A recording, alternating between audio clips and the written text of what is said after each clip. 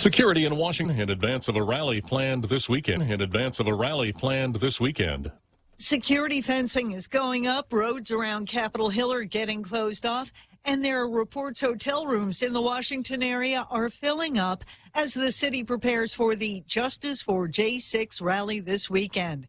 U.S. Capitol Police, which were so outmanned back during the January 6th riot, now asking for support from the National Guard.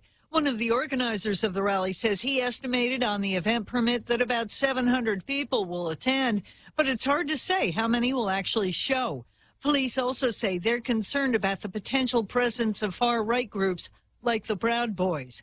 In Washington, Jill Nato, Fox News. President Biden meeting with business leaders at the White House Wednesday, looking for support of his order requiring coronavirus vaccines for millions of American workers. The president said vaccine requirements work and are supported by big businesses and firms. Goldman Sachs, vaccinations will have positive impact on employment. It means less spread of COVID, which will help people return to work. Among those who attended the meeting with President Biden, the CEOs of the Walt Disney Company, Columbia Sportswear, and Molly Moon's Homemade Ice Cream. Arizona filed a lawsuit challenging the proposed rule, becoming the first state to take legal action. Rachel Sutherland, Fox News. Lightning sparked two new wildfires in California on Wednesday. The Colony and Paradise wildfires have already scorched more than 11 square miles, and fire crews say they are a threat to the giant sequoia trees in the Sequoia National Park. Now, there are now at least 3 people reported dead in an earthquake in southwestern China, which has toppled homes in Sichuan province, the same area where an earthquake in 2008 killed nearly 90,000 people.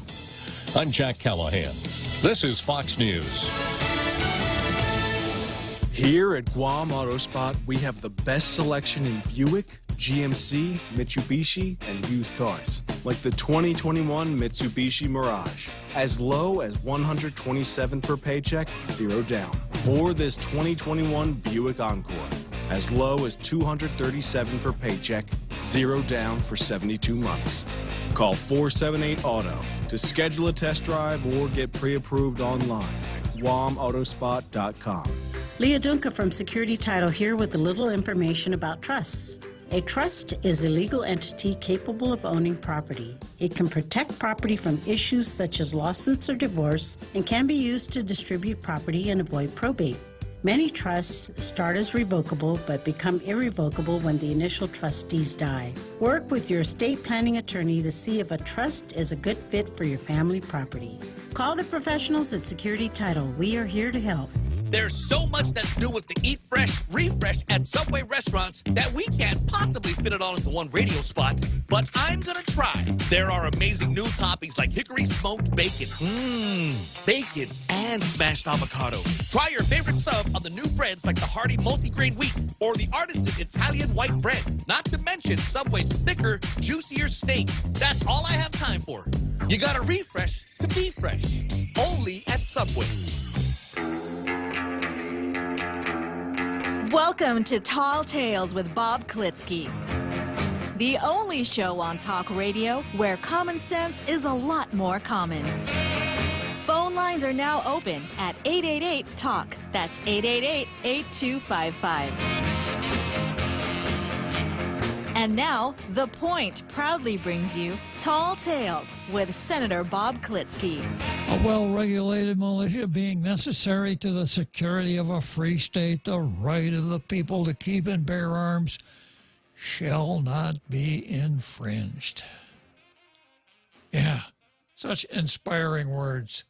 Of course, my inspirational rendition of those words adds a lot to it, too, doesn't it, Jose? It's resonating. Yeah. And, well, it should. The Bill of Rights of the United States Constitution has a resonance like no other. That's why we spend time on it here on Tall Tales, which is a constitutionally oriented, conservative audience participation talk show. A little bit of libertarianism in there sometimes, too. So we start the program with the Second Amendment, and we go from there to that part of the show called Zemi Ikotni.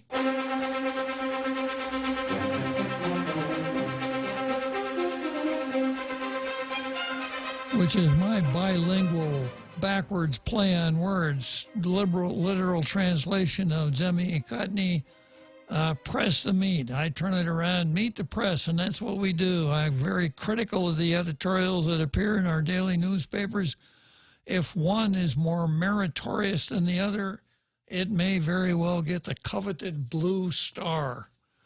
And I'm told that careers are made and broken on who gets the blue star.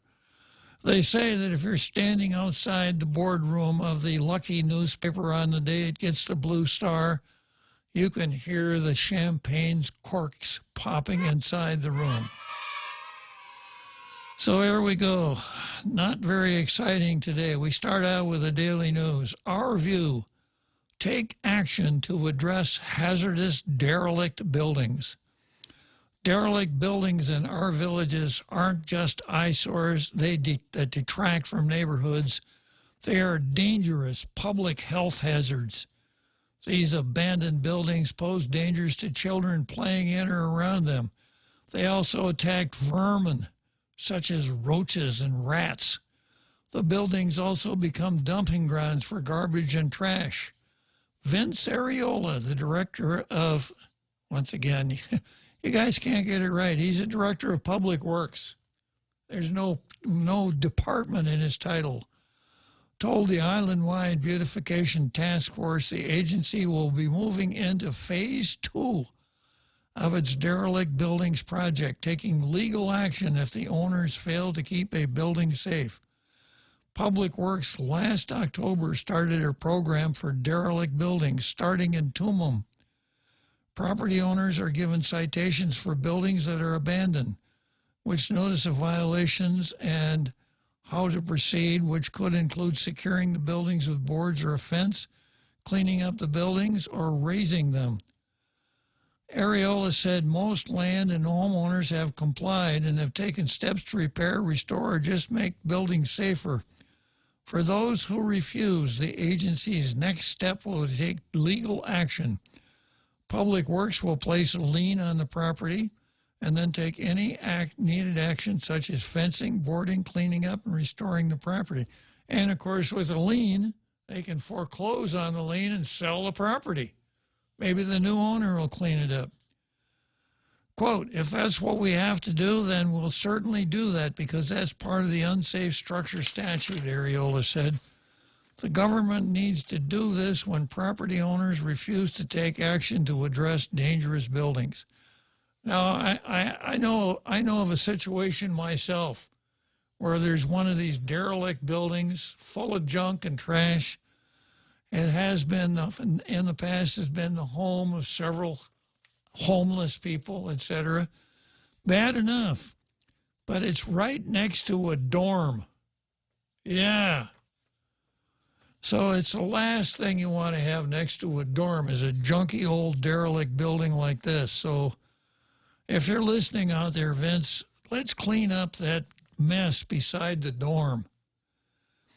Going on, if the property owners still fail to meet obligations, the government should sell the properties to recoup the cost of remediation efforts. Any money left over would go to the owner, and the property would then be auctioned off. It's not really the way it works. Not the way it works at all. This is not an uncommon practice in other jurisdictions and is a sensible practice to rid the island of public health hazards. You know, the other name for eminent domain is condemn. That junky property was condemned by the government, which means the government files a lien, forecloses on the lien, takes title to the property, and then sells it. This is the kind of action that the government of Guam should have been taking for years in the interest of better protecting the community. It's refreshing that the administration and Public Works are finally addressing this community blight. All right. Turning now to, the Post.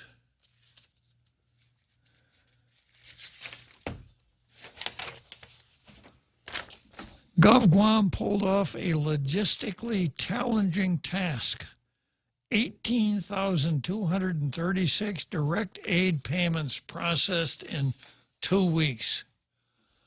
The road toward paying out 34,000 direct economic payments to Guam residents under the All Rise program was paved with controversy and glitches.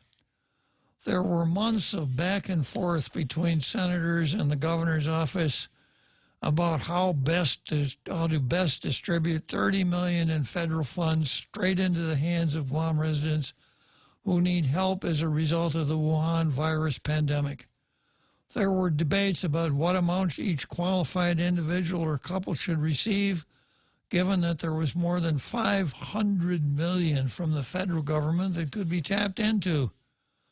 Ultimately, what started out in the legislature as a Recovery and Income Support Empowerment, or RISE Act, which became law in December, got tweaked when it reached the governor's office, which renamed the effort the All Rise program.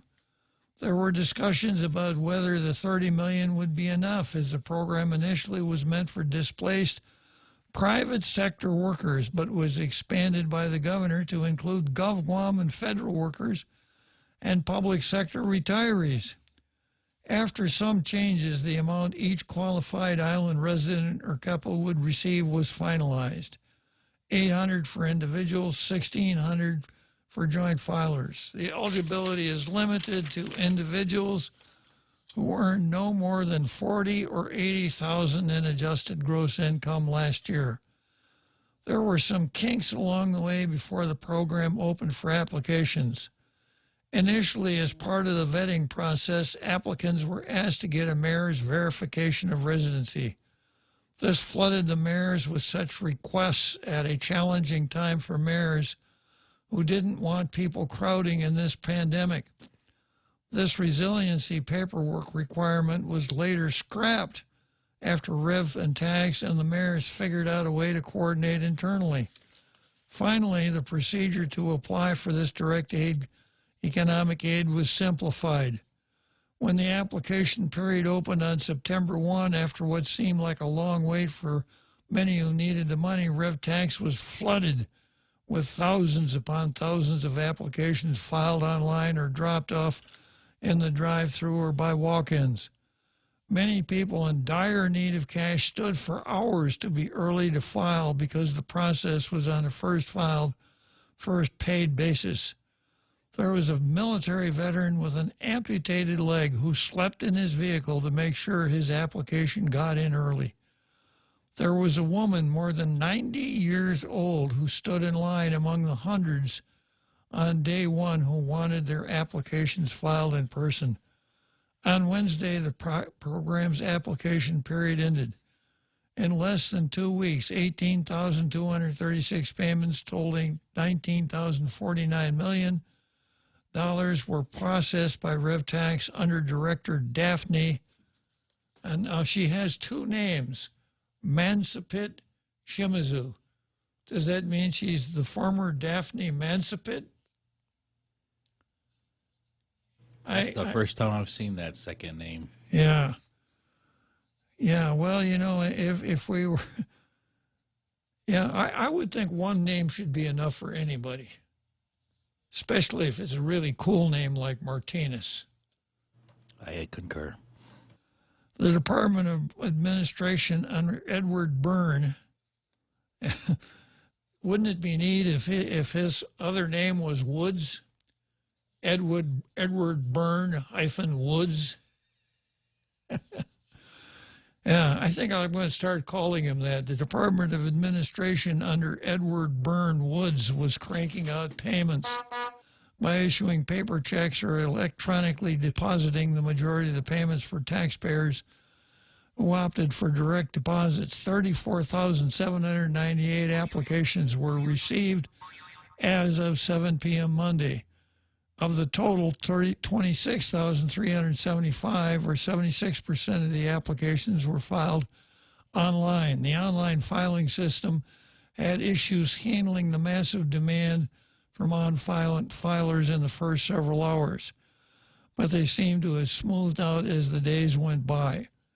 Applicants who were included in the September 10 processing cutoff can expect to receive their all-rise payments as early as this week, either in the mail or as a direct deposit. Now, one of the next steps for RevTax is to sort out thousands of applications that had errors. Approximately 18% of the applications were identified as having errors, according to the department. This program was a logistically challenging task from an execution standpoint and from the standpoint of those in the legislature and Adelup who had some differences. In the end, what matters is that the money gets into the hands of tens of thousands of people in need.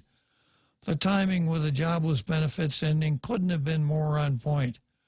To the governors, senators, bureaucrats, and workers in GovGuam who made this happen, without further ado, thank you. And a big thank you to Congress and the Biden administration for the generous flow of pandemic dollars to Guam. I'm going to stop right here, and I'm going to give the blue star to the Daily News. Yeah, Thank you. Yeah. I like the way they said you should have done it a long time ago. Be hard-nosed and get it done. Good editorial. I'm not going to give the blue star to the Post. I've got a lot of problems here. Not with their facts. That last paragraph. Yeah. So, you thank people for giving away somebody else's money. It's like the governor saying, we're going to give $10,000 to the next of kin of anyone who died from the Wuhan virus. It's the least I can do. You're not doing a damn thing, Governor. You're doing nothing except at giving away money that you could be putting to a better purpose. And the same with the president and the Congress. You're just giving away money that the taxpayers in the 50 states paid into the Treasury or are going to be paying into the Treasury for the next 3 generations. And then with respect to the government and its efforts, let me give you 2 scenarios, Jose, dealing with the waterworks, okay? This morning when I got up, I do my usual things. I pop a couple of pills. I take a glass of water. I clean up my snags. I get a glass of water. I go downstairs, choke down some stuff. I drink water. And you know what? Every time I pull that faucet, you know what happens? Water comes out of the faucet. I really want to thank Miguel Bordallo, the Consolidated Commission on Utilities, all of the folks that work in the office in the Gloria Nelson building, all of the guys out in the field. Thank you so much, for what you did, because every time I turned on that faucet, water came out.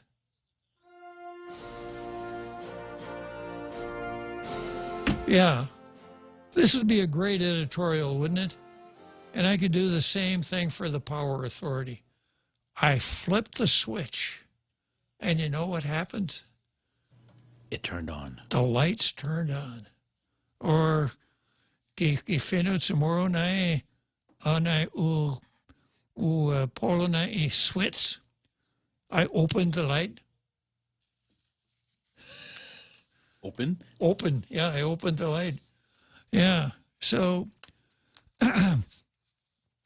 you don't give people kudos for doing their job. They get paid to do that, right? Now, carrying it a little farther, to give anybody credit for this horrible handling of whatever you want to call it, All Rise Act, etc. It was a disaster. I checked with Steve Ignacio. He said it was a disaster from the get-go. With the legislature coming up with a flawed scheme, trying to spend money that wasn't theirs to spend, trying to capitalize on that national government money that they knew they couldn't spend. The governor's hijacking the program and confusing everybody with the nomenclature that she employed, her modifications, her handing it off to the committee. I mean, just on and on and on.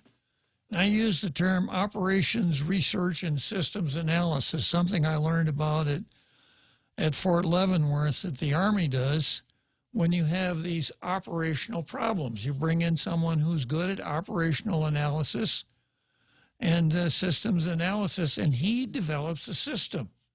Nobody developed a system. It was just let's make it up as we go along. And so nobody gets any credit for this. It's not a good deal.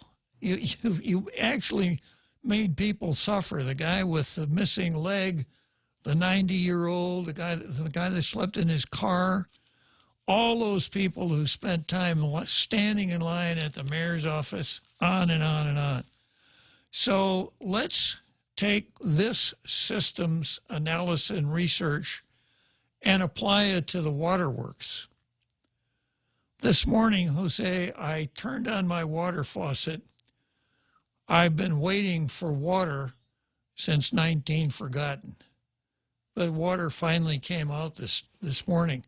And I found out what happened. The Waterworks Authority has wells. And they have windmills on these wells that pump the water up to the surface. Then they have a couple carabao pulling this pole around that has buckets attached to the end of it, and the buckets scoop the water out of the tank and put it into pipes. The pipes then take it over to some hand pumps, and it's pumped up to a water tower. From there, it flows down to a bucket brigade, and there are 1,000 people from the waterworks who fill up their buckets and take it and pour it into a pipe in my neighborhood. And from there, it goes up, it's again pumped up high, and when I turn on my faucet, water comes out. I want to thank every single one. I want to thank the people that designed this.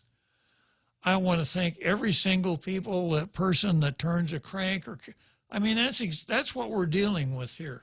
That's how this whole RISE thing works from the get-go. Look at the second to last paragraph. In the end, what matters is that the money gets in the hands of tens of thousands of people.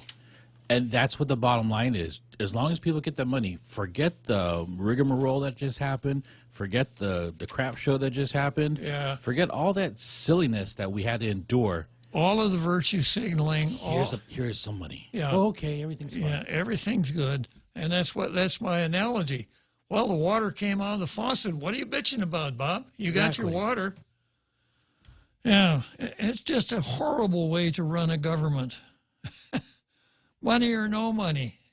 It should never have happened, and it should never happen again. And it's your job to tell them that, not say, well, there was a lot of friction and along the way, but the bottom line is people got their money, and it's really great they got their money. And thank you, Governor, and thank you, Legislature, and thank you, Joe Biden, and thank you, Congress. And now stop your complaining. Yeah, horrible, absolutely horrible. Okay, so we go from there to the card. And on the card, I've got more Public Law 34-36 versus agencies. I've got the Guam Election Commission versus Filipinos, a matter that was brought up on yesterday's show, I think right after Zemi Ikotny, and I said I'd look into it, and I did. I've got CRT versus critical race theory versus free markets, media cartel versus the truth, etc. A lot of national news today because there isn't that much local news to discuss. But more Public Law 34-36 versus agencies. Now, I've been doing this. I've done this more than once. I've shown you how government agencies are in gross violation of the law because they don't publish a detailed agenda in their notice of meeting, in their 7-day and their 48-hour meetings. And Public Law 34-36 says you got to do that. And the teeth in the law is if you don't do that, then anything that you did at a meeting is void. Not voidable. Denied. Yeah, it's void ab initio. And I commented on the foolishness of the Contractors Licensing Board, who's leveled a $21 million fine with one of the worst agendas, that are one of the worst notices of meeting that I've seen. So when they get around to enforcing that, they're going to find out they can't enforce it because their motion was void. Okay, let's take a short break and we'll come back to this item.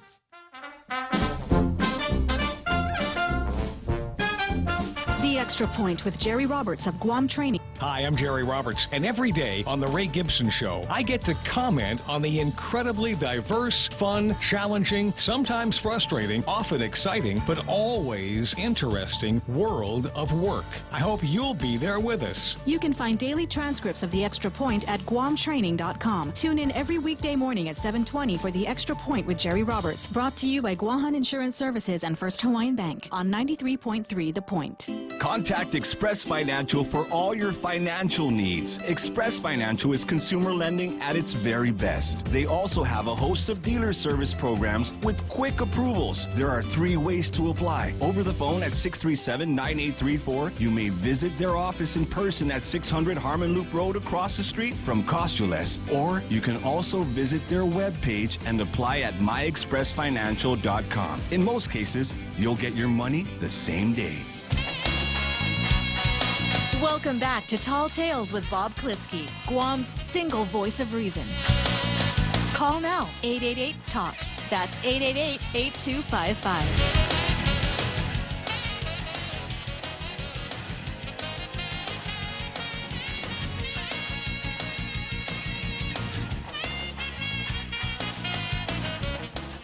So Nate horns in and says, so basically the Post is congratulating Gov Guam for updating to the 21st century, ? I've had my tax returns direct deposited for almost 20 years in the States. Yeah. There's no congratulations here. No congratulations warranted at all. Okay, so Public Law 34-36, and I've been bringing up, I look at the newspapers every day, and almost every agency was not in compliance. Even GITA, that deals with big ticket items, was wrong. Even let's see, the Board of Education didn't do it right. Well, today there is a crescendo of notices in the paper that did get it right. So I think it's time for me to gloat a little bit, Jose. Yeah, this has got to be, these people all have to be tailgaters, and they got to finally figure out, hey, I better start doing this. So the Office of Attorney General gives notice on the Commission on Postmortem Examinations. And they do the usual publication, compliance, approval of minutes, old business. A, locum tenens pathology MOU with GMHA status. B, medical examiner's contract status. C, locum tenens contract status. D, modernization grant status. They do the same, and they go all the way down the line. They do the same thing for new business. So they're in compliance with the law. Well, it's about time that the Attorney General is in compliance with the law. And then I was looking at the Daily News, and there are 5 governmental notices. EMS Commission and EMS Committee, a regular board meeting. Guam Board of Nurse Examiners, Commission and EMS for Children's Advocacy Committee, Guam Board of Nurse Examiners, and Guam Board of Examiners for Pharmacy. All printed their agendas, all of them in detail. So these all are kind of connected with the medical profession. Maybe lawyers and doctors are listening to Tall Tales, and well, they should. Did you mention the Guam Education Boards also? Yeah, and I've got that. Yeah. Good job, Bob. Thank you, Bob. Yeah, yeah. Kudos to Bob, right, for doing his job, right? Way to go. Yeah. Now here, the Education Board had a crappy one. The last one I looked at. This time they say, the usual approval of minutes, public participation, communications, correspondence received by the board after August 17. Superintendent's report, weak. Probably a problem. Communications, 1, correspondence received, as you were.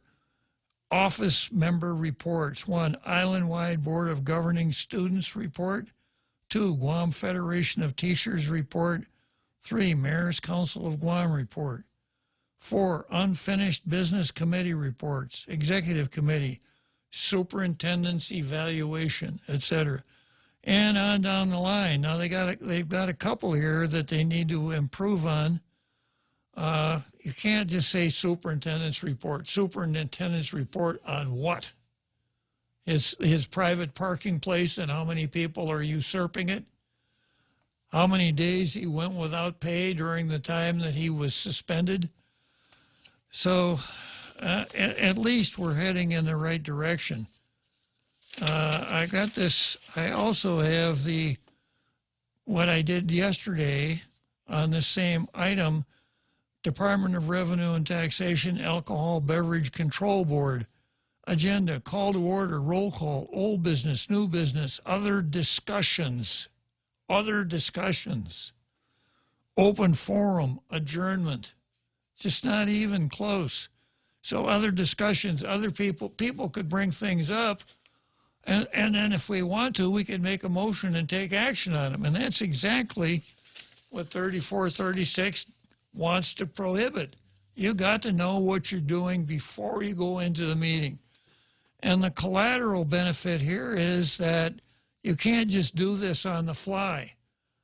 You're going to have to, if your meeting is on the 7th, let's say on the 14th, and your notice is due on the 7th, you're going to have to start your planning on the 3rd or 4th in order to develop your agenda. So you'll have an agenda for your meeting, and you'll have it in time to put it up on the web.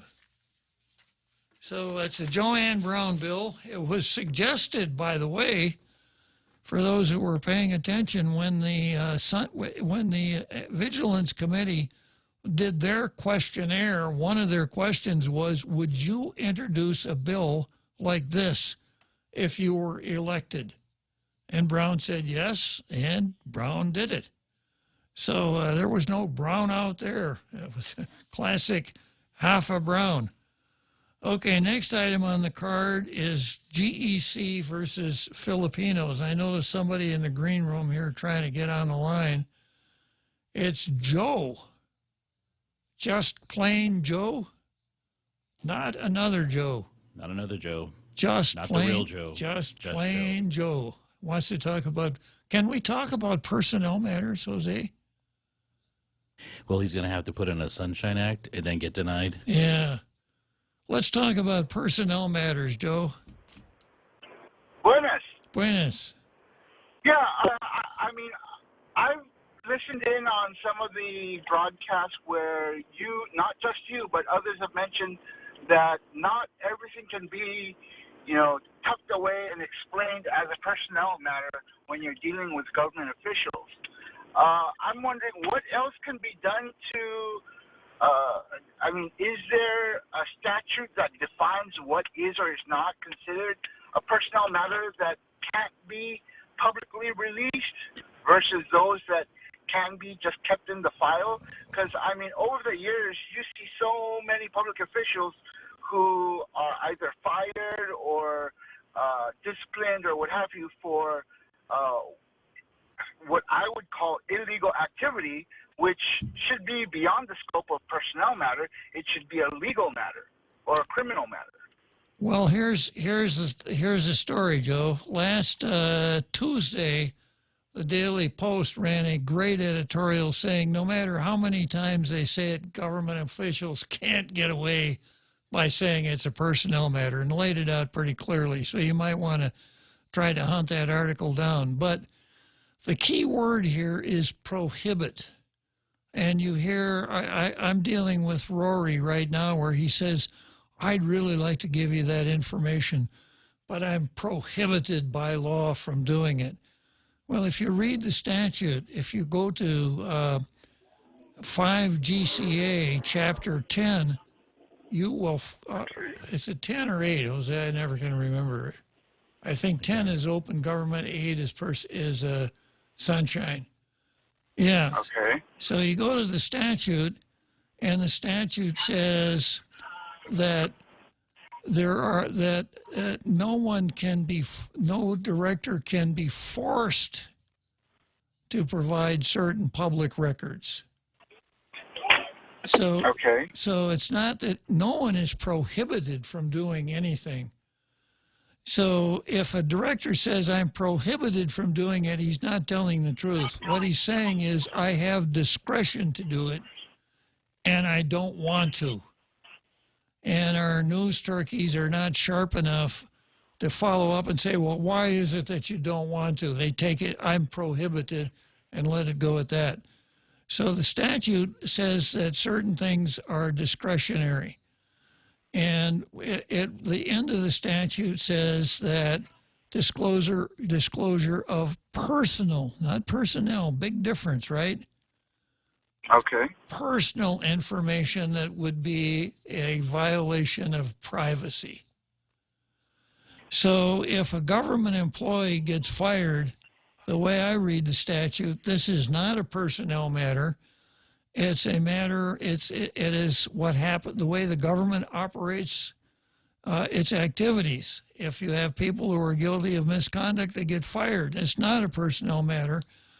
There's nothing prohibiting a director from telling you what happened and who it happened to and why it happened. And of course, it's something the public is vitally interested in.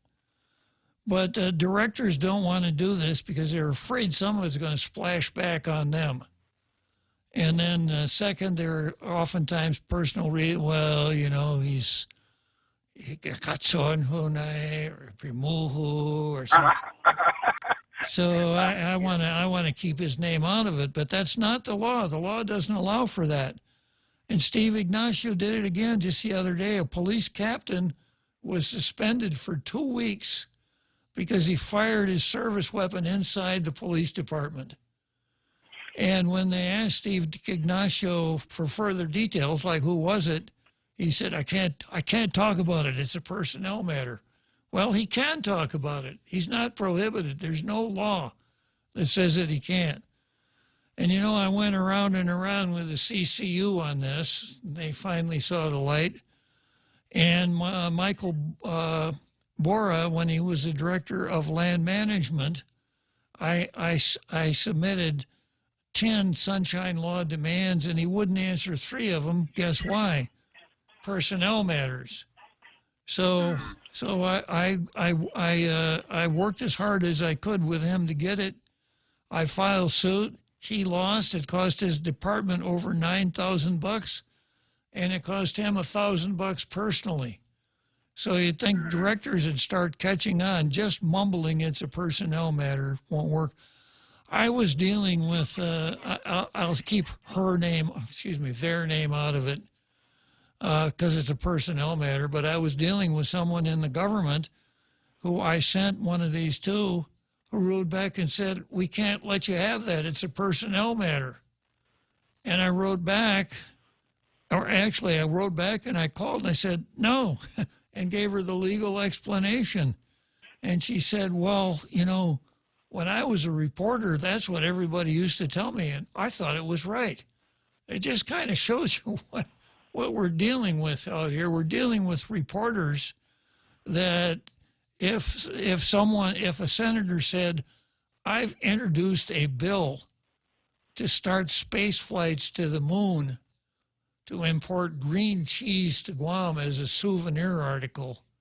The reporter would just write it all down and run the story, never thinking to ask, are you sure that the moon is made out of green cheese? Would just take whether the person told him as... Yeah, that's one of the things I've noticed about a lot of the news articles that you read. You know, it's basically almost carbon copy of the press releases, minus, I guess, some of the colorful commentary. Well, as far as PNC is concerned, the last few weeks, 3 times I caught him running press releases as news.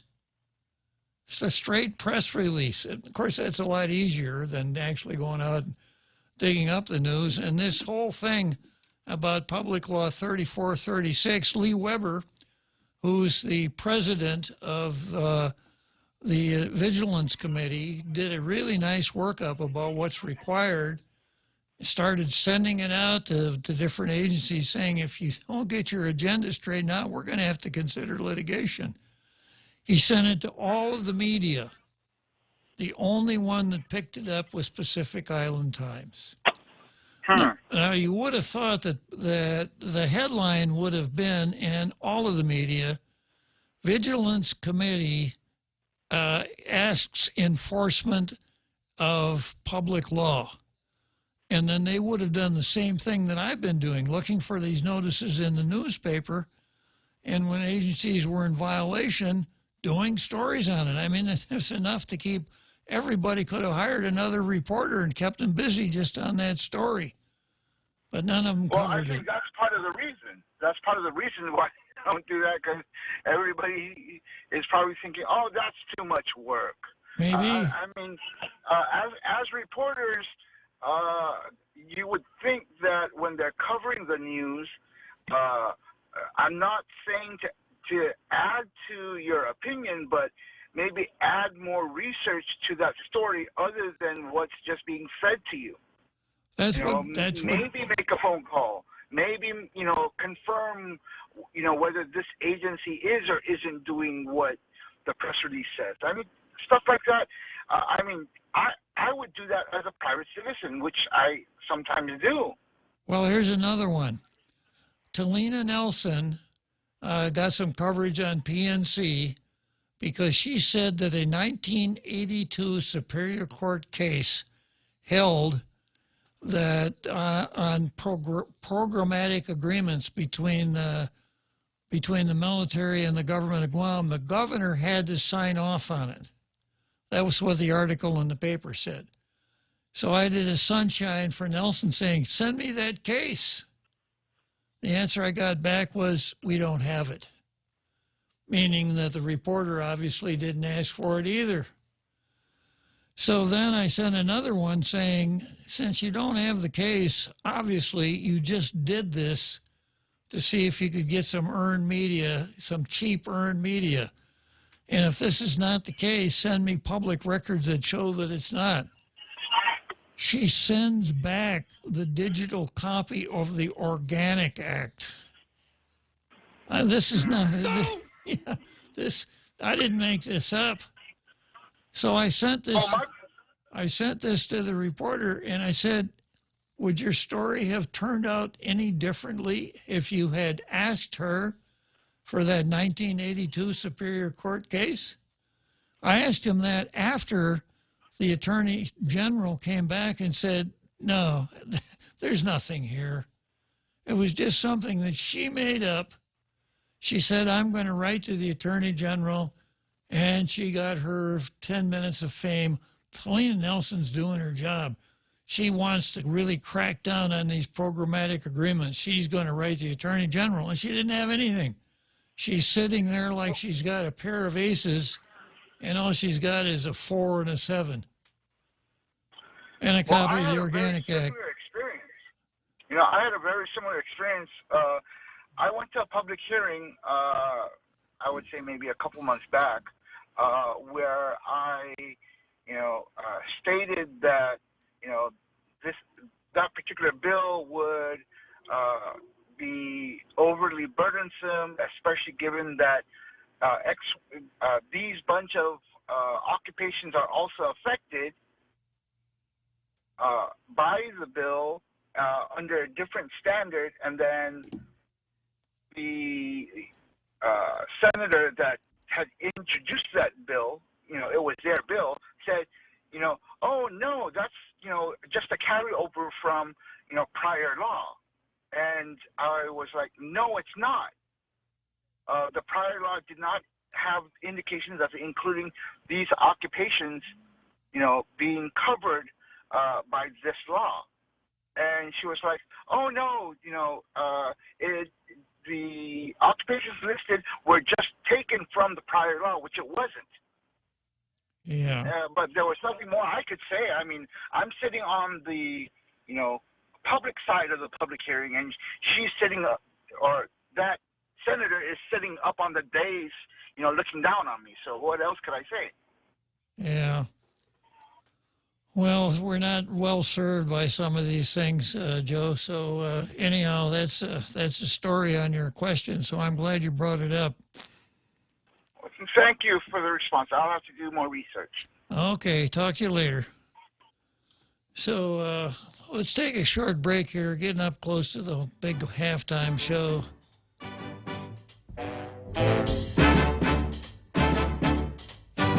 Here at Guam Auto Spot, we have the best selection in Buick, GMC, Mitsubishi, and used cars. Like the 2021 Mitsubishi Mirage, as low as $127 per paycheck, 0 down. Or this 2021 Buick Encore, as low as $237 per paycheck, 0 down for 72 months. Call 478-AUTO to schedule a test drive or get pre-approved online at guamautospot.com. Listen to The Point anytime, anywhere on Odyssey. Odyssey is your new audio home for all the music, news, sports, and podcasts that matter to you. Find your favorite stations like The Point and discover more.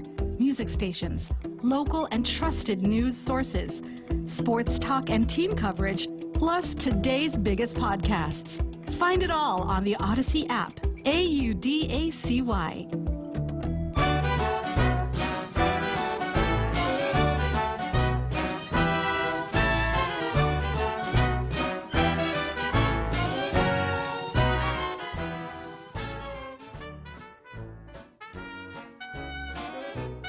Okay, so here we go, back again to the card. I'm just gazing at Facebook here.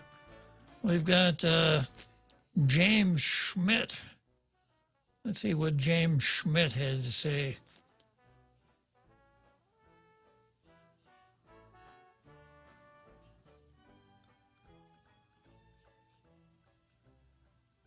I'll have to find it during the halftime show, but I'm glad to see we made the Schmidt list, Jose.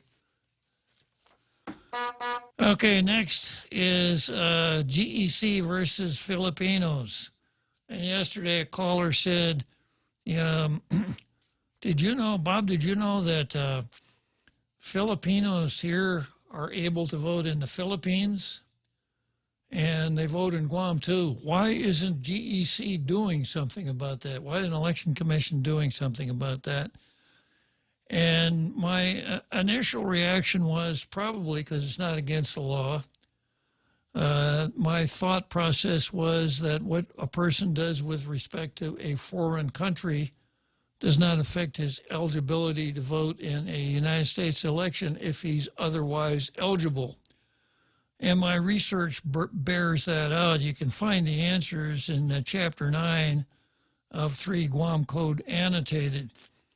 And I'll give you the whole chapter and verse here.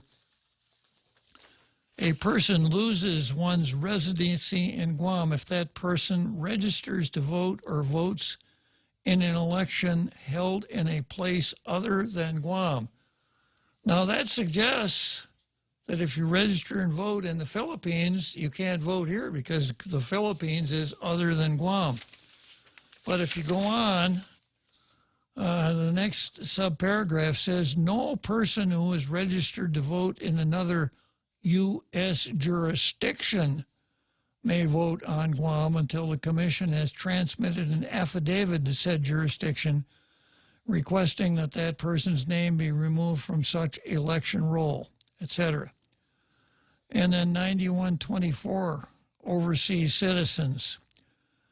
Notwithstanding the provisions of 9123 respecting residency, any citizen of the United States living outside the United States shall be considered a resident of Guam and shall have the right to register according to the terms of this chapter, provided that 1. Immediately before abandoning the Guam domicile, he or she would have met qualifications except for the qualification relating to minimum age. 2, he or she has complied with all registration requirements. 3, he or she does not maintain a domicile, is not registered to vote, and is not voting in any other U.S. jurisdiction. A person loses his residency on Guam if he or she applies to vote or votes in an election held in another U.S. jurisdiction by absent ballot or in person. So the rule is that you can only vote in one American jurisdiction. I did a little research on overseas voting for Filipinos, and in order for an overseas Filipino to vote, obviously he has to be a citizen. So I suppose the sticky part comes in with dual citizens. And the Philippines allows a dual citizen, someone who's a citizen of the United States and someone who's a citizen of the Philippines, to vote in Philippine elections.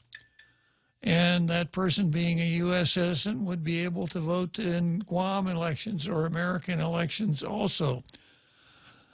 So my analysis is that the policy involved here with respect to voting in American elections is that a person only gets to vote in the United States once. There's a footnote in that opinion that says, unless he lives in Chicago. Or is dead. Well, you know, the guy said, my grandfather reported, as you were, my grandfather voted Republican all his life. And then he voted Democrat after he died. Yeah.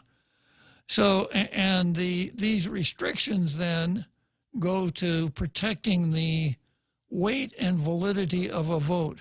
We don't want states doing vote harvesting, collecting more votes than what are appropriate for that state's elections. And of course, think of how complicated campaigning would be if a person could vote in more than one jurisdiction.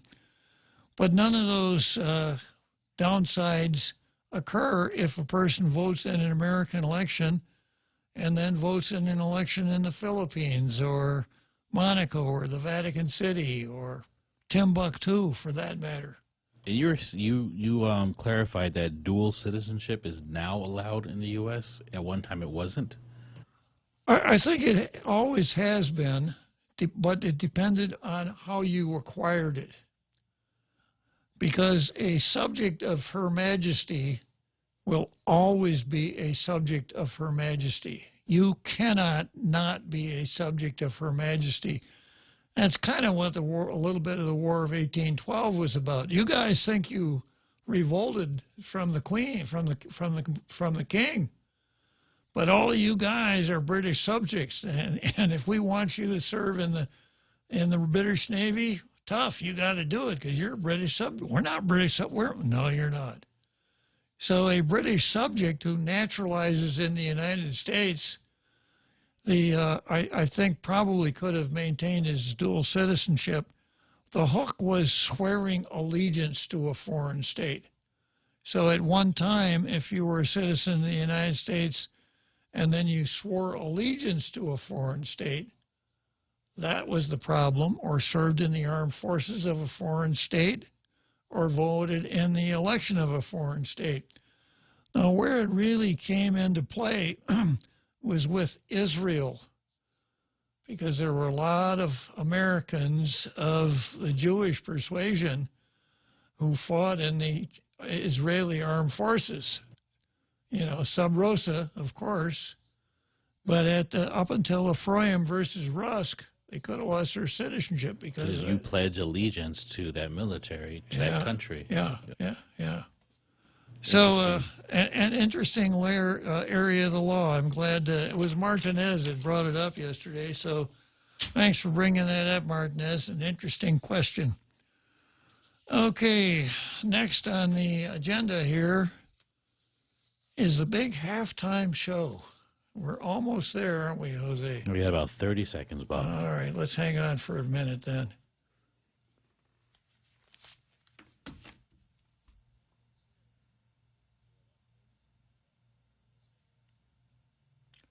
Okay, ready.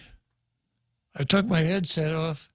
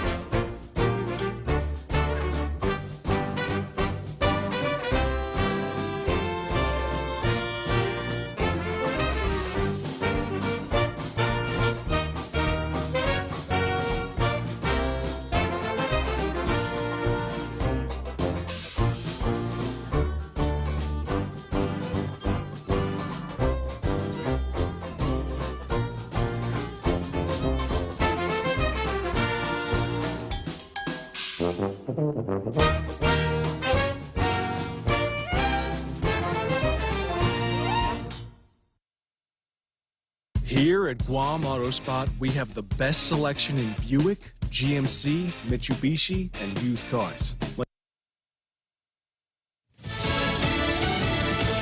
Another vaccine mandate lawsuit. I'm Jack Callahan, Fox News. Police officers in Los Angeles filing a lawsuit over orders that they must be corona vaccinated, even if they've had the virus. Beginning in early October, the city of Los Angeles will require vaccines for city employees. But now, 6 LAPD officers are suing to stop the mandate, saying, quote, the city does not and cannot point to any evidence that vaccinated individuals have longer lasting or more complete immunity than those who have recovered from COVID. And while the city says it does not speak to pending lawsuits, there are studies that support the officer's claim of robust natural immunity. Fox's Trace Gallagher. President Biden met with a group of business leaders at the White House yesterday to discuss his order that large companies require their employees get vaccinated. Vaccinations mean fewer infections, hospitalizations, and deaths. In turn, it means a stronger economy. But many Republicans and some union leaders say the president doesn't have the authority to make workers get the vaccine. The president telling reporters yesterday he stands by Joint Chiefs of Staff Chairman General Mark Milley. As controversy continues over reports in a soon-to-be-published book that General Milley called his Chinese counterpart during the transition of power. We'll leave it to Congress and others to ask questions they want to ask, and obviously the Department of Defense, the Joint Chiefs, and others will speak to that. That from White House Press Secretary Jen Psaki. A spokesman for General Milley released a statement saying his calls were not secret and that they were coordinated with Defense Department officials. Fox's Rachel Sutherland, but Christopher Miller, who was the acting Secretary of Defense at the time of the calls, tells Fox News he did not and would not ever authorize the calls and has called on General Milley to resign immediately. Wall Street rebounding Wednesday, the Dow gaining 236 points, NASDAQ adding 123. America is listening to Fox News. Here at Guam Auto Spot, we have the best selection in Buick, GMC, Mitsubishi, and used cars, like the 2021 Mitsubishi Mirage, as low as $127 per paycheck, 0 down. Or this 2021 Buick Encore, as low as $237 per paycheck, 0 down for 72 months. Call 478-AUTO to schedule a test drive or get pre-approved online at GuamAutospot.com. You know all those amazing photos and videos saved on your camera roll capturing your love for Guam? We want to see it. Log on to visitguam.com/Instagram to submit your best moments for a chance to win weekly prizes. The Guam Visitors Bureau will choose a weekly winner, so share your love for our island paradise now and win. Brought to you by GVB. Thank you for making Guam a better place to live, work, and visit.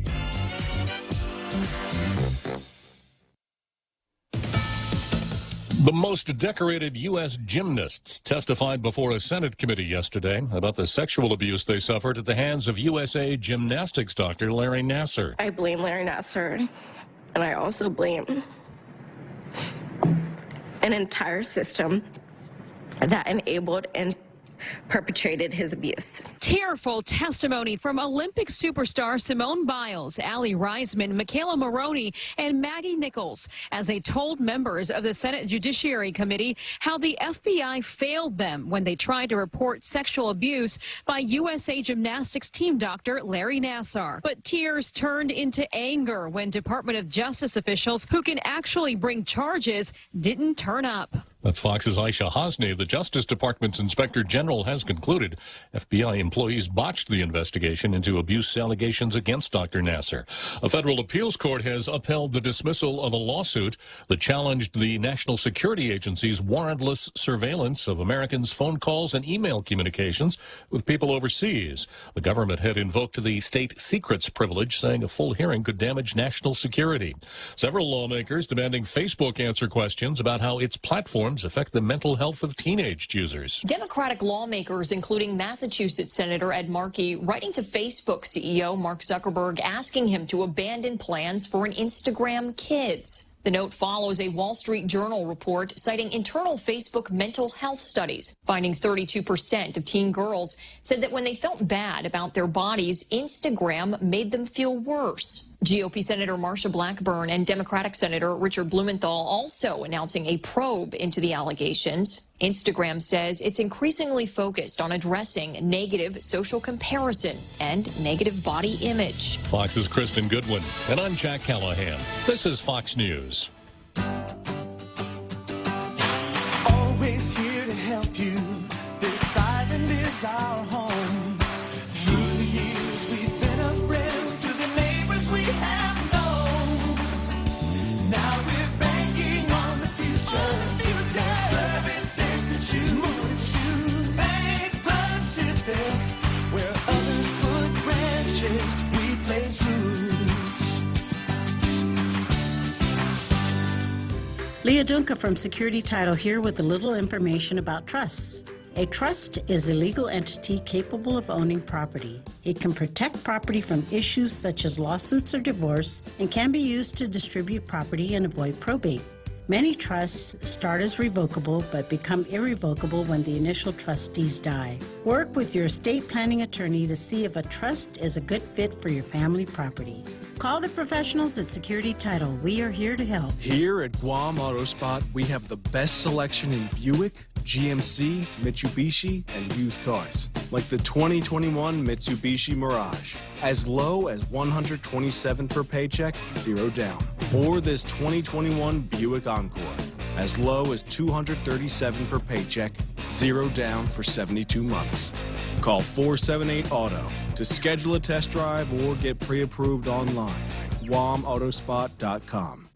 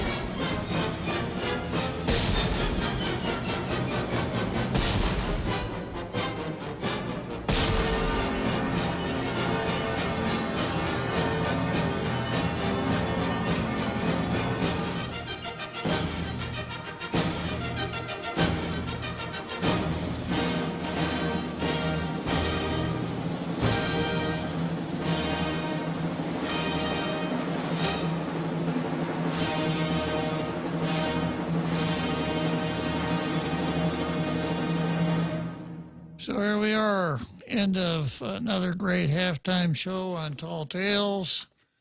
And one of the posters mentioned Ted Cruz as a dual citizen. Well, Ted was born in Canada of an American mother and a Cuban father.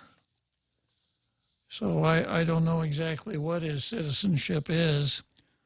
You know, we do have rules for people who have American parents that were not born in the United States. The 14th Amendment says if you were born in the United States, you're a citizen. Every other kind of citizenship is statutory. So if you're not born in the United States or where the United States exercises sovereignty, you are not a natural born citizen. That includes military bases. That includes military bases. So as much as I would like to see him run, Ted Cruz is not eligible to be president of the United States. What if somebody is born, what are those offices called? Embassies. Uh-huh. Are those considered U.S. property? Yeah, I suppose one could make the argument if you were actually born inside an embassy or consulate of the United States that you're a natural born citizen, but it's a weak argument. Yeah. So Ted Cruz would not be eligible, although he gave it a shot last time around. He would not be eligible to be president of the United States because he's not a natural born citizen. The means of challenging that is not clearly available. But my own analysis is that if you were going to make that challenge, you would do it on January 6th at that joint session of Congress. That would be a lot of fun. Okay, moving on to the card. The next item on the card is CRT, critical race theory versus free markets.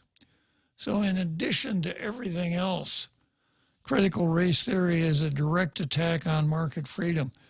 Now, I want to make a distinction here.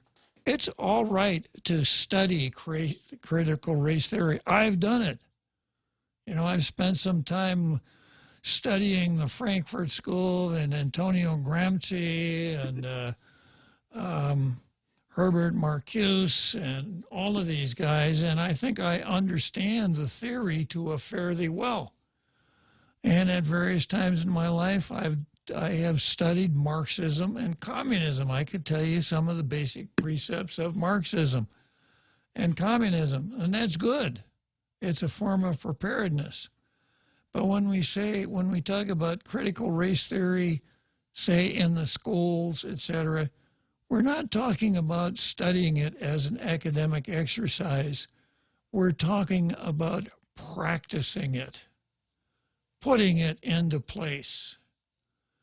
And if you cruise around the internet a little bit, you'll see that schools that have really embraced it have separate meetings for white faculty and people of color in the faculty.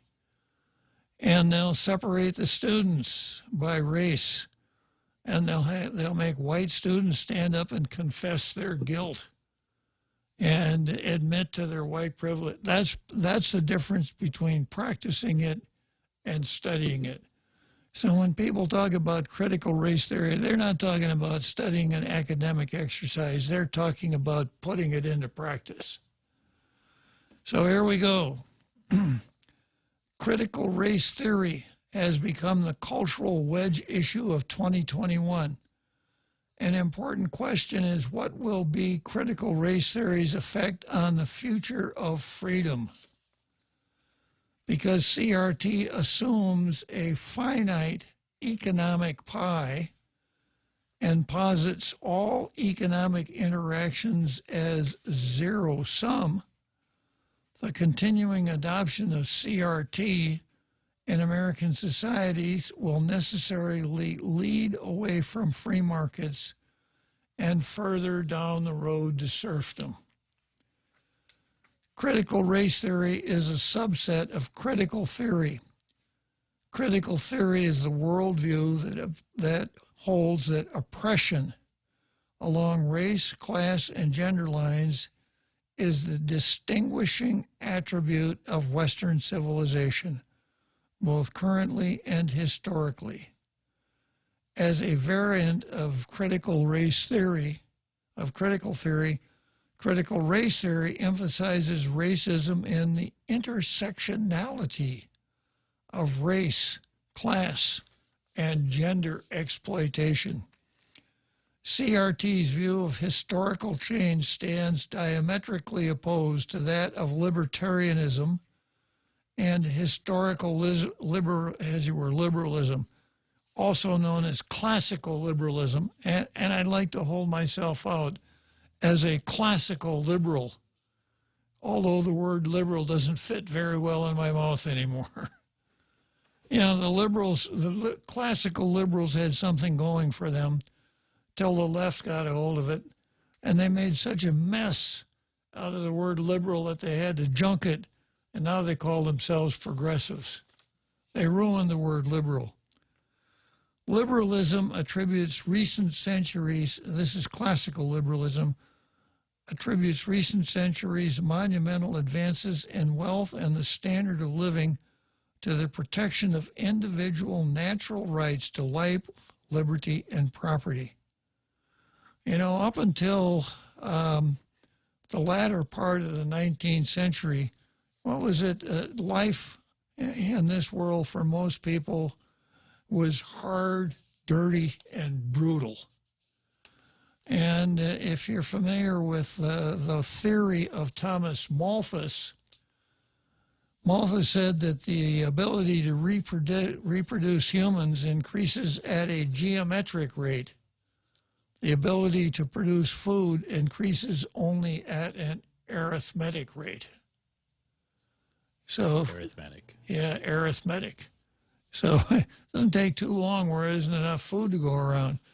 But if you look at the history of the world, the only really good times for most people were after plagues or wars or something that tended to cut a lot of the people out of the population.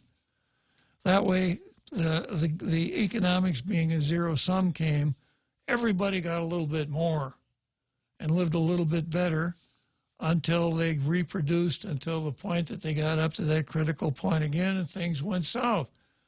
That was until the Industrial Revolution came along out of the West, where we figured out that the division of labor and specialization is made known to us by Mr. Invisible Hand, Adam Smith.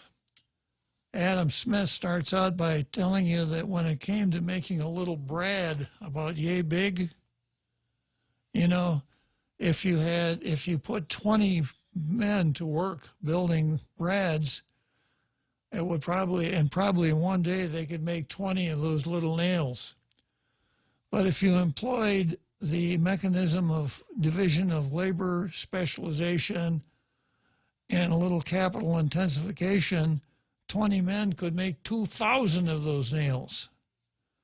And that's where the prosperity came from. You know, before the Industrial Revolution, you lived on a farm. If you wanted corn, you raised corn.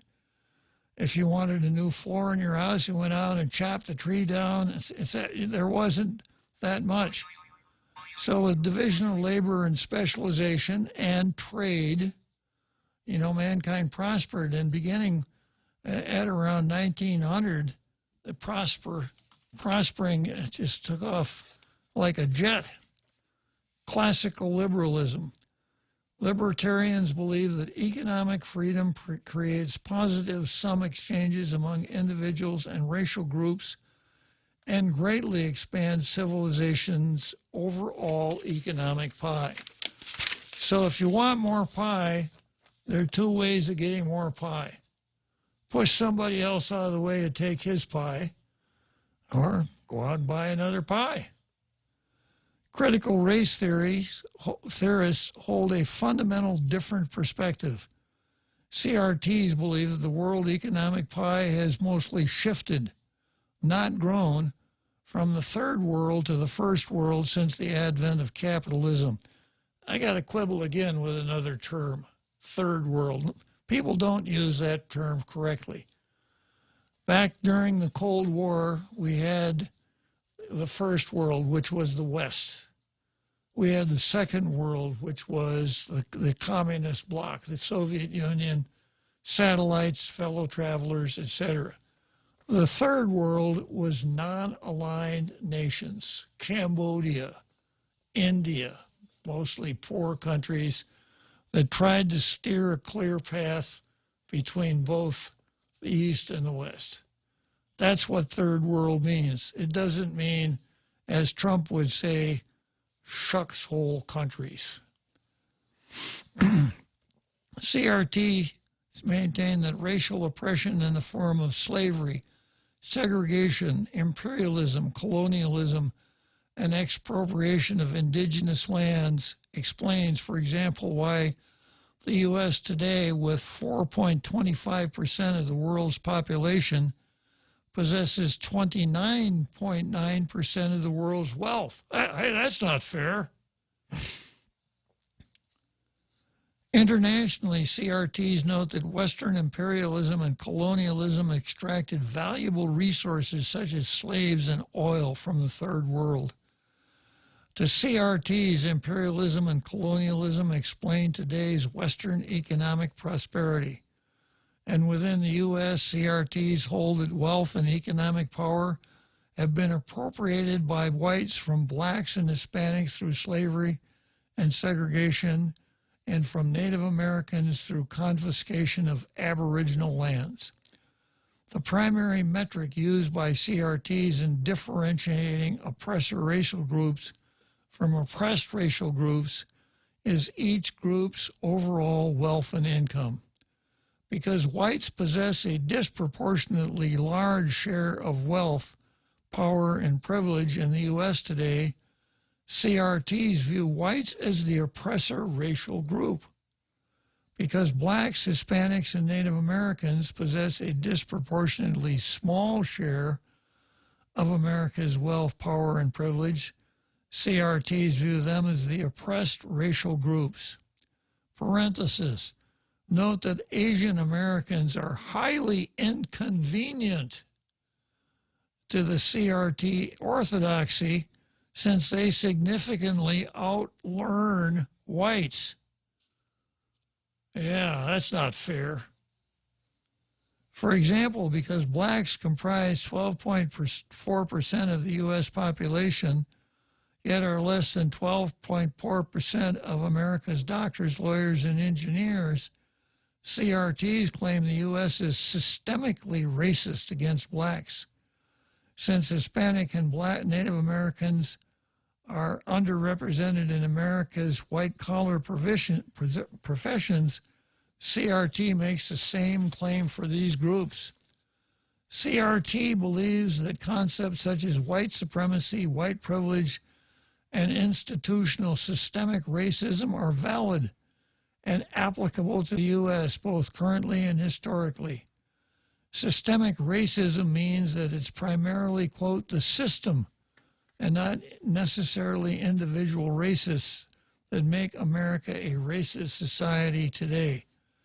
Because whites possess a disproportionate share of economic power in the form of resources and income, and since CRT downplays the creation of new wealth, the racist U.S. system today works inexorably to perpetuate white privilege and social and racial injustices. The economic disparities between whites and blacks, Hispanics, and Native Americans, according to CRT, remain locked in short of robust affirmative actions or even racial reparations. The racial playing field will never be leveled.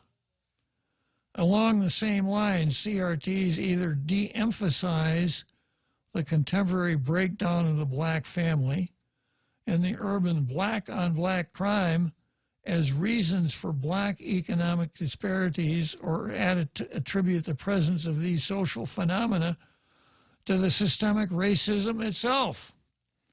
Unfortunately for its credibility, CRT often utilizes systemic racism as a circular tautology. Circular tautology, is there any other kind of tautology except a circular one, Jose? I'm going to have to take your word for it. I don't think so.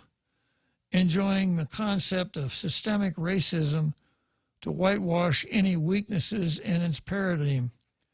An additional corollary to CRT is that members of oppressed racial groups cannot be individual racists themselves. According to CRT, blacks, Hispanics, and Native Americans lack the economic power relative to whites to be racist and discriminatory against whites. So I wonder if anybody mentioned that about Larry Elder, who is supposed to be the black face of white supremacy. The most white supremacist blackface person. Yeah. Contrary to what most of today's CRT adversaries claim, the ideas of CRT have been manifest since the 1950s. The Catholic Church's liberation theology in Latin America, beginning in the 1950s. The popular 1977 television series Roots.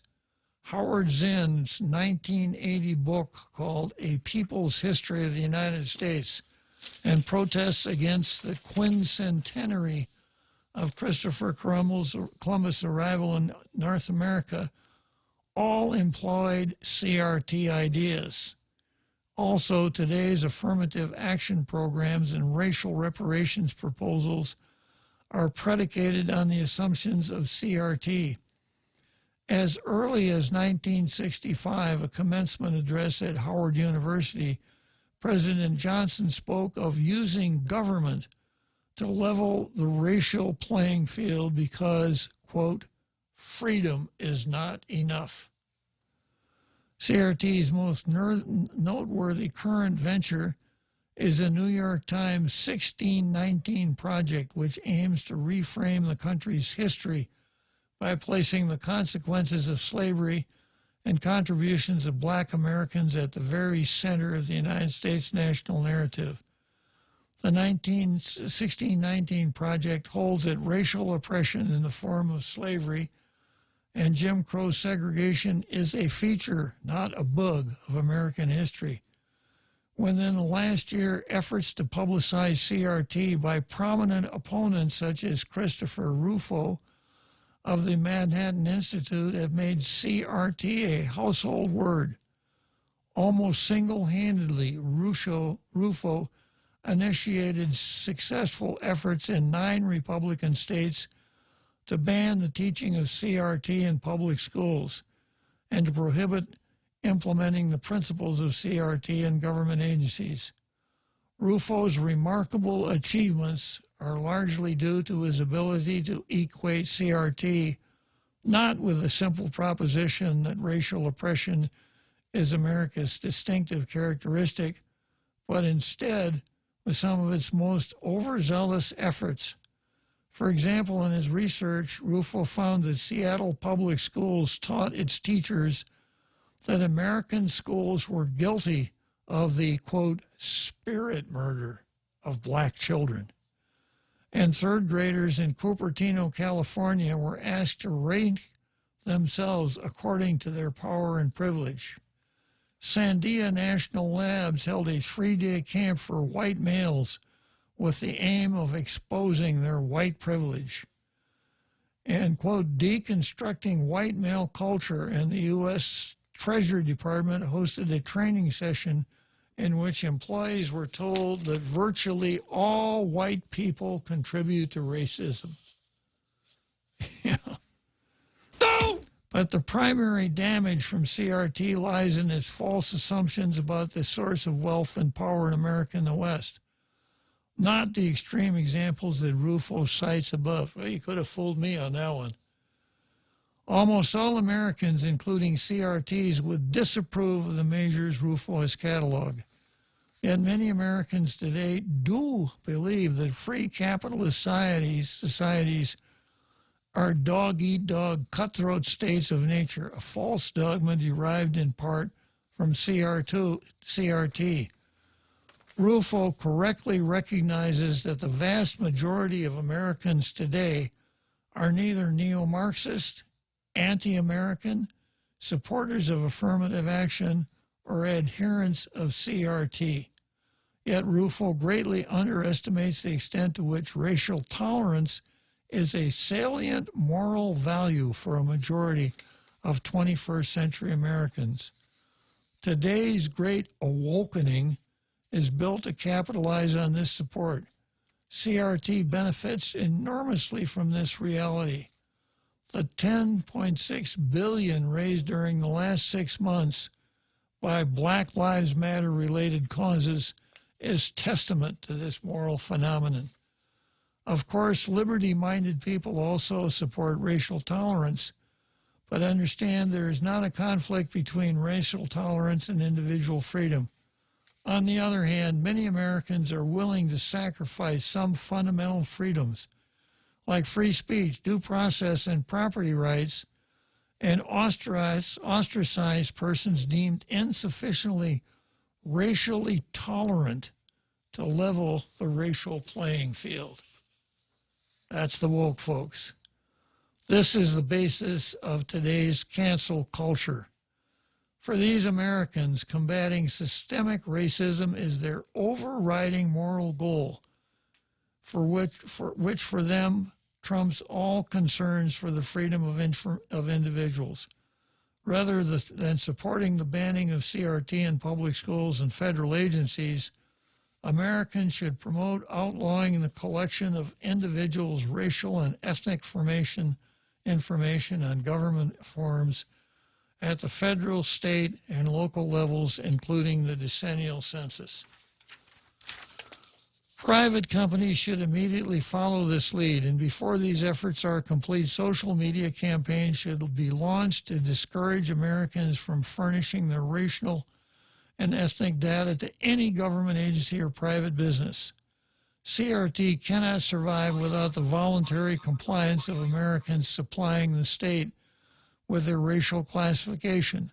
A critical mass of 20 to 25% of Americans withholding their racial information on government paperwork would be the death knell for CRT generally and programs such as affirmative action and racial reparations specifically. Americans need to recognize the grave threat that CRT represents to future prospects for liberty, because those Americans who accept CRT's key moral conviction that economic prosperity results from racial oppression, not individual wealth creation, will never fully embrace free minds and free markets.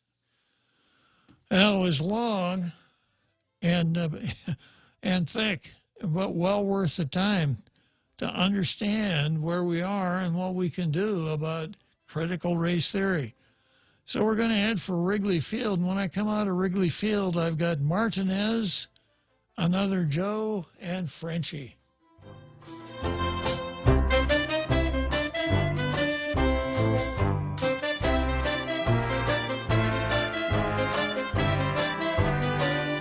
The Extra Point with Jerry Roberts of Guam Training. Hi, I'm Jerry Roberts, and every day on The Ray Gibson Show, I get to comment on the incredibly diverse, fun, challenging, sometimes frustrating, often exciting, but always interesting world of work. I hope you'll be there with us. You can find daily transcripts of The Extra Point at GuamTraining.com. Tune in every weekday morning at 7:20 for The Extra Point with Jerry Roberts. Brought to you by Guahan Insurance Services and First Hawaiian Bank on 93.3 The Point. Everyone has a busy schedule these days, and sometimes we forget to schedule our routine dental checkup and cleaning. Don't neglect your dental health. Schedule one today with Dr. Robert Yang and his Smile Team, conveniently located at the East West Business Center on Marine Drive, Upper Tumon. Call us today at 647-8702 or 3. Again, that's 647-8702 or 647-8703. We make smiles happen.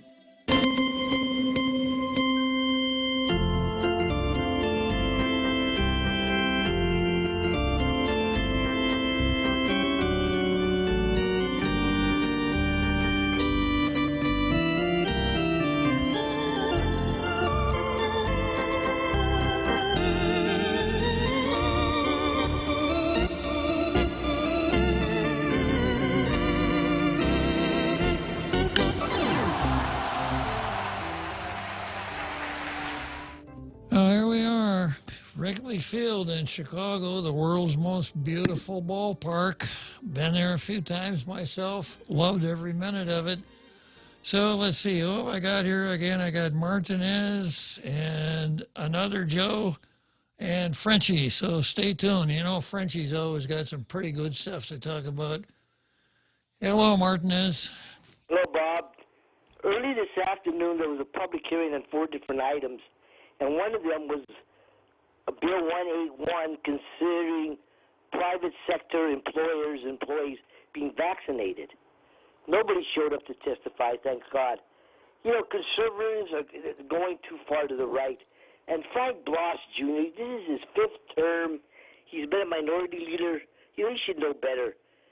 You know, people, when you work for the private sector, many times you serve the public. Now, if somebody's going to go in to a restaurant, I want that waitress to have a mask. If I'm going to be vaccinated. If I'm going to go up to the cashier, I want that person vaccinated. The other day we had to go to a department, hardware store. I want those people to be vaccinated. And if somebody's going to a hardware store and you have a choice between one or the other, and the employer makes them vaccinated and the other not vaccinated, I'm going to one vaccinated. So you know, Frank and the other 3 that co-sponsored, they got to be right they got to go to the right, be righties, conservatives for saved. I mean, it's just ridiculous to say that an employer can not require their employees to be vaccinated or cannot punish them or anything. I mean, these people serve the public.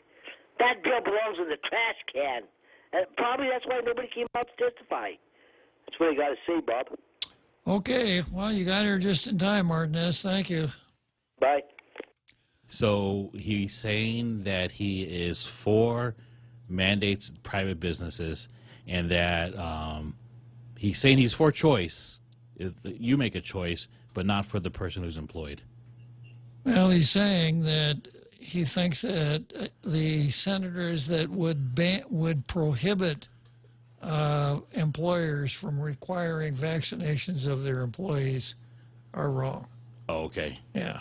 Okay. That's what he's saying. Because he, as a customer, he says, when I go to one of these places, I want to make sure people are vaccinated. Oh, but he's allowed to make the choice, just not the employer or the other people.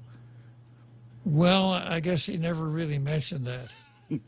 That's kind of what he said. I'm just trying to object to what he said because it seemed kind of playing both sides at the same time. Yeah. Well, see, if it were like this, if there were 169,699 people and me on the island, if they were all vaccinated, I'm not going to get vaccinated. Why should I? Theoretically, there's no one for me to contract the virus from. But the story is a little bit more complicated than the pro-vaxxers would have us believe, because if you've been vaccinated, you can still spread the virus, and you can still catch the virus, and you can still get sick, and you can even die, even if you've been vaccinated. And then if you cruise around the net, you keep running across these things where people got vaccinated and bad things happen to them.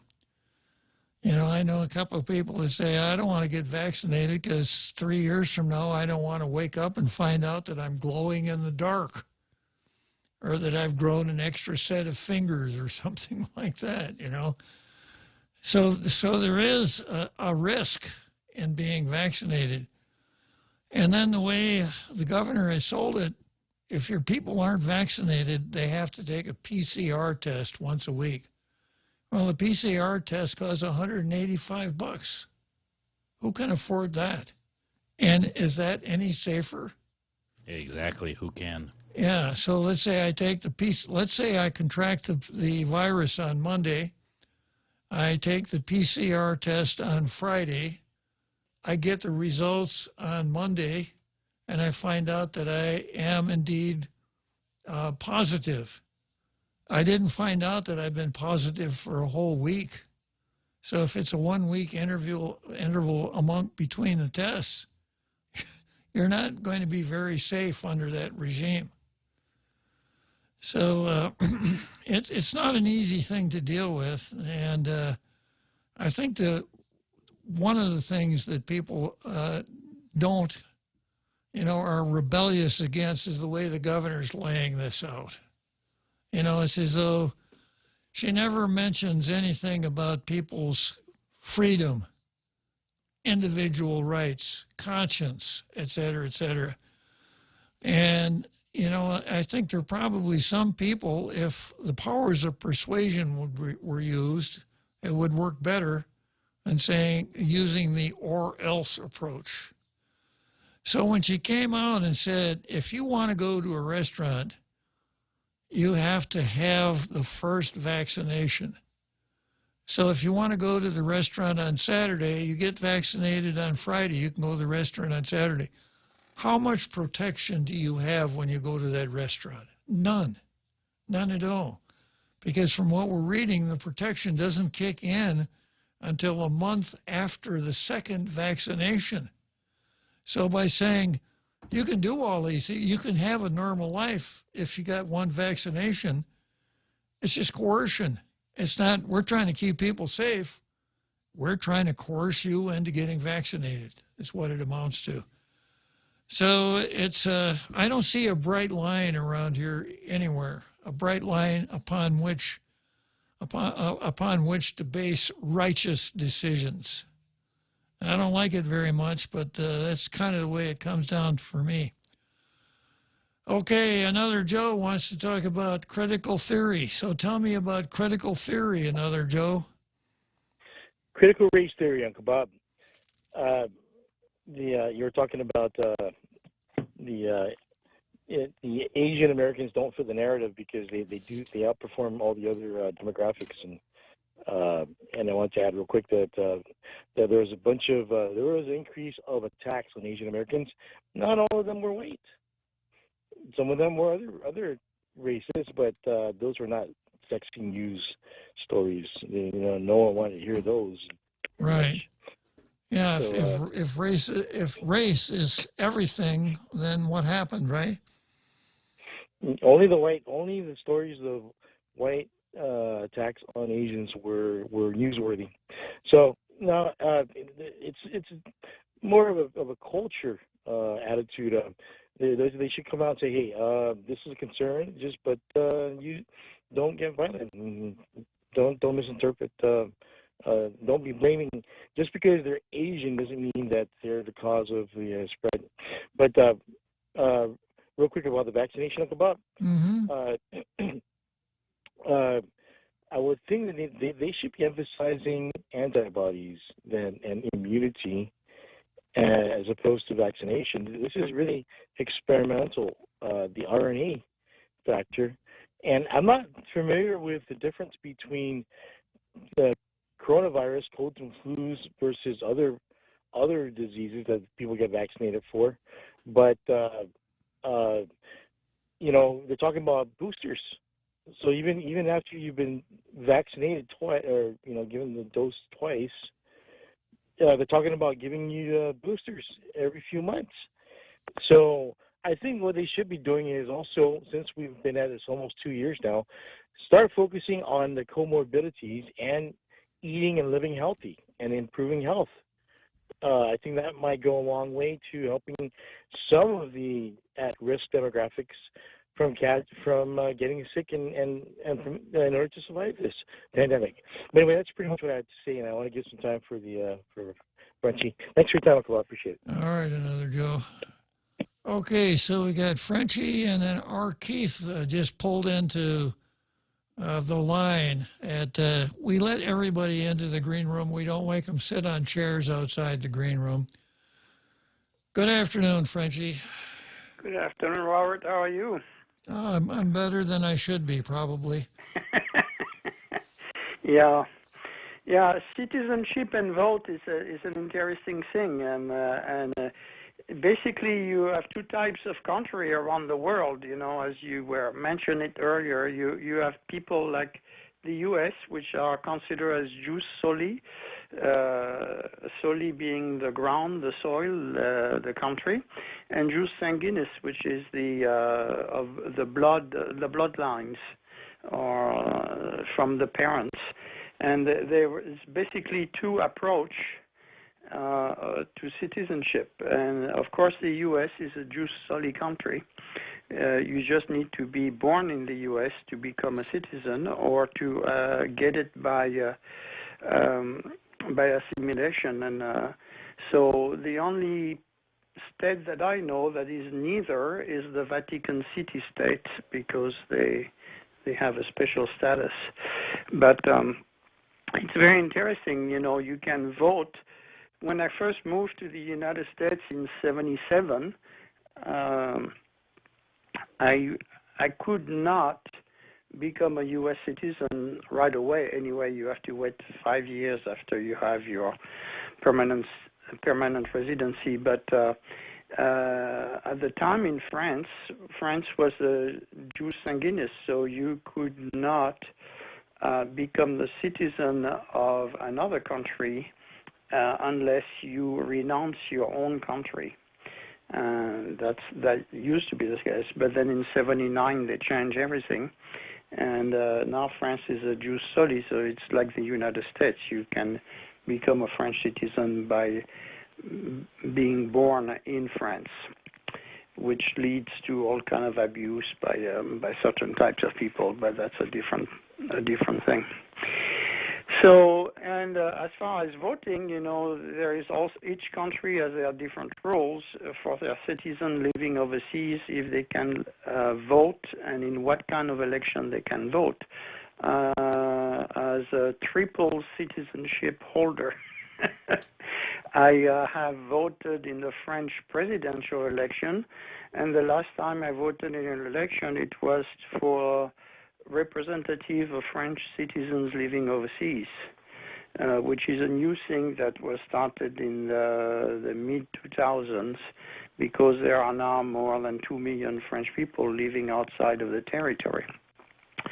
So it's very interesting, and I voted once in Andorra to elect my valet councilman, because women are not allowed to be elected. There. So going to CRT, it's very interesting. There is different types of versions of it. There is the American version, which is basically based on the slavery, the evil of slavery being the original sin, and then you cannot get rid of that sin even 12 generations down the road.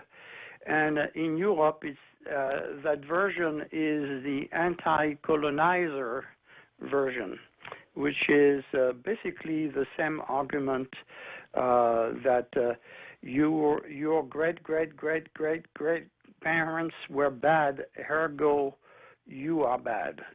So instead of which goes completely against the Judeo-Christian civilization concept that the sins of the parents is not passed on to the children. So it's quite interesting. It's definitely a deconstruction of society as we know it, and it's a way to basically destroy everything in order to create another world, which is very communist in its approach. The idea of economical pilferage of the colonizers of their own colonies has been totally proven false, because actually most of the colonies costed the colonizer more money than they brought back. The only exception to that might have been Portugal and Spain, the first 200 years of their colonies, because they were able to bring so much gold from those places. But they didn't exploit their population. Sometimes they killed them, but they didn't exploit them. And actually, one of the best things economically to disprove that theory was a very strong study done by British universities regarding what was the amount of the economy that Britain lost when they stopped slavery in their colonies. and it amounted to no more than 3% of GDP of that year. For France, it was 1.5% of GDP. What is very interesting in those countries is that the big wealth boom came with, of course, with the industrialization of the economies of those countries, just like in the United States. And what we found is that geographically, the areas of those countries that developed the fastest were not the areas that were geographically linked to the colonies, like Portsmouth in England didn't develop as well as the areas in Wales and at the borders with Scotland, which were where England really started their economical boom. If you look in the U.S., it is the same thing with the southern states who kept slavery the longest and who lagged for decades and decades after the northern states, who were not slave owners, had developed their economy. So it is based on, again, on false narrative. It is not backed up by economical statistic, and the fact that the U.S. owes its wealth to the exploitation of slaves, it's poppycock, nothing else. And if you look at slavery history, we are looking in the Western world what we call the triangular trade with the Americas and so on, as only 180 years of slavery compared to tens of thousands of years of slavery all around the world. And the Western world was the first and the only type of countries who got rid of slavery. And actually, much of the slavery in Africa, in South Asia, and in East Asia stopped because of colonization and not the other way around. And of course, there is the taboo of talking about the Arabo-Muslim slavery, which basically brought the colonization of North Africa by the Europeans to stop the raidings of their shores and cities by slave ships that would come and kidnap people. So it was a reaction more than, and it didn't make sense. Actually, most of the right-wing politicians in France, in Belgium, and so on, were against colonization. And they were for developing their own economy. It's actually the leftist parties that were for colonization under the universality of Western civilization. You know, Frenchie, with respect to Muslims in North Africa, yeah, I remember something about the shores of Tripoli. Yeah, well, that's right. That's why the U.S. intervened in North Africa, in Libya, because they were raiding American ships and taking sailors as slaves. Okay, I gotta let you go, Frenchie. We're heading for Churchill Downs, but as usual, your remarks were very enlightening and very much appreciated. Thanks for calling. All right, you're most welcome. You have a good day. After we leave Churchill Downs, we're going to be chatting with our Keith.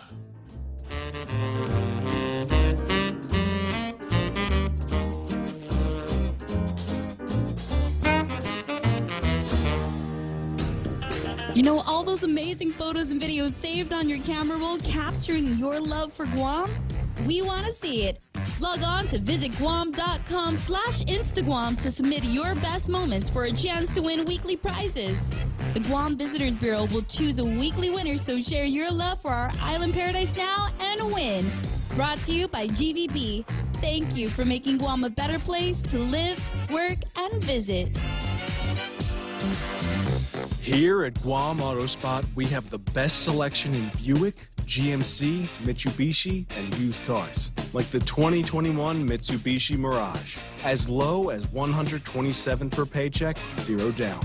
Or this 2021 Buick Encore, as low as $237 per paycheck, 0 down for 72 months.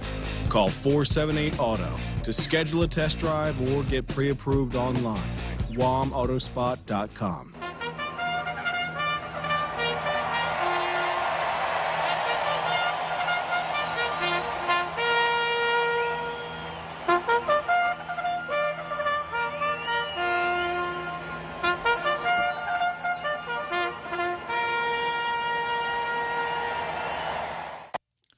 Okay, so here we are, Churchill Downs, the home stretch. We got about 7 more minutes of Tall Tales before we come to the end of another perfect afternoon here on Tall Tales. And I've got R. Keith to help me down the home stretch. Hello, R. Keith. Hi, Bob. I unfortunately, well, I had to work a little bit later, so I only caught the last couple minutes of your discussion concerning the latest on the Wuhan cooties. But I would imagine it's with the deaths now returning that our resident Red Queen will be ratcheting up the controls and such. I would imagine that she looks at Biden's nationwide diktat that everyone who blows over 100 people has to get them all vaccinated. She probably looks at those at that act with some level of envy. But I have an open question for the vax mob. Now that there's unquestionable evidence of breakthrough, and I believe based upon Ray's show this morning, some 40% of the hospitalizations are of people who have had both of their, or are fully vaccinated. Please remind me again, if that's the case, and you can not only transmit COVID, but get COVID if you are fully vaccinated. Perhaps someone can explain to me, because I may not be that bright, why people who are not vaccinated continue to be discriminated against. Well, in the case of the governor, oftentimes when you ask her why she does something, the answer is really simple. Because she can. Like when she put up the barricades on Marine Corps Drive. Why did she do that? Did the viruses respect those barricades? No. Did she keep any records on what was going on? No. Why did she do it? Well, because she could. So I think the theory is that someone who has been vaccinated is less likely to spread the virus, able to, but less likely. I think that's the theory, Keith. But of course, we're dealing with an awful lot of shooting in the dark here. We really aren't sure of any of these things, are we? No, we're not, which makes the absolutist behavior of the vax mob all the more curious. They're very absolute, all based upon inabsolute information. It's just, I just find it curious is all. And I would welcome, someone to come on and explain to us, the logic behind it in their own words. Well, one of the problems that we have is that people always have answers before they know what the question is. Now, your question was this: if a person who has been vaccinated can spread the virus and can become sick from Wuhan virus, why are we discriminating against the unvaccinated? And here's what Peter J. Santos says: to alleviate the hospitalizations. Well, that's a really good answer. Unfortunately, it's not responsive to your question. And I see that all the time where people know, a little knowledge is a dangerous thing because it allows this very thing to happen. You want to know why we're dealing with the unvaccinated in a particular way, And Peter Santos says, well, we want people to be vaccinated to alleviate hospital. No. Great answer, just for the wrong question. Well put, because it doesn't answer the question. Thank you very much for playing is the appropriate response for that. Mm-hmm. It's just very frustrating. And now what's even more frustrating is to see private businesses just bending over and just lapping it up and just running with it. Whatever happened to freedom and freedom of choice and my body, my choice and pro-choice and all that? I know. I can tell you all about my body, my choice. Here it is. It's impossible to separate our choice of whether and when to have children from every other choice in our lives, according to attorney Vanessa Williams, So if I want to kill an unborn child in my body, that's my business. If you want me to stick a needle in my arm so that I can go to my favorite restaurant for dinner, that's your business. Yeah. Good talking to you, R. Keith.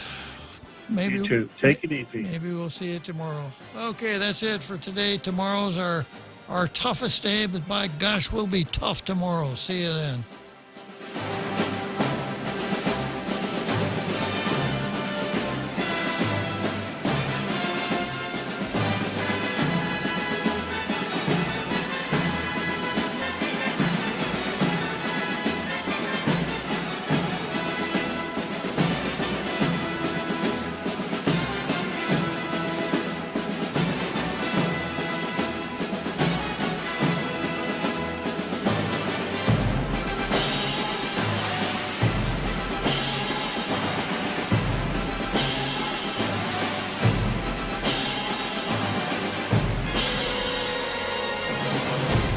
The Point is KUSG, Hagåtña, Guam, 93.3 FM and 104.3 HD3.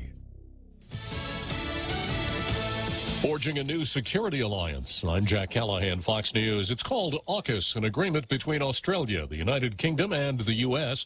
to bolster defenses in the Indo-Pacific region and help Australia to get nuclear submarines. This initiative is about making sure that each of us has a modern capability, the most modern capabilities we need to maneuver and defend against rapidly evolving threats. President Biden didn't name the threats, but China's foreign ministry says the new pact will damage peace and stability in the region.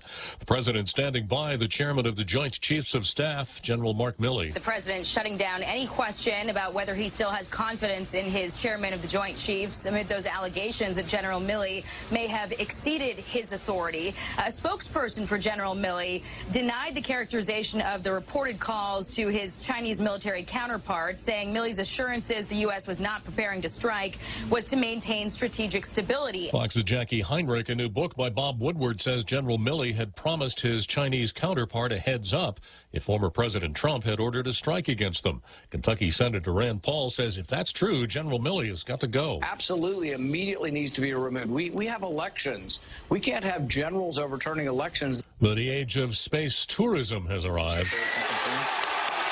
Engineers at SpaceX cheering as the Dragon 9 rocket lifts off from Cape Canaveral, Florida, carrying into space the first all-amateur crew. For the first time ever, no astronauts, no cosmonauts, just 4 citizen astronauts who have been training for this for the past 5 months. The whole trip is funded by tech billionaire Jared Isaacman, and he personally handpicked the other 3, all for their own personal inspiring stories. Fox's Phil Keating reports the group will spend 3 days in orbit. America is listening to Fox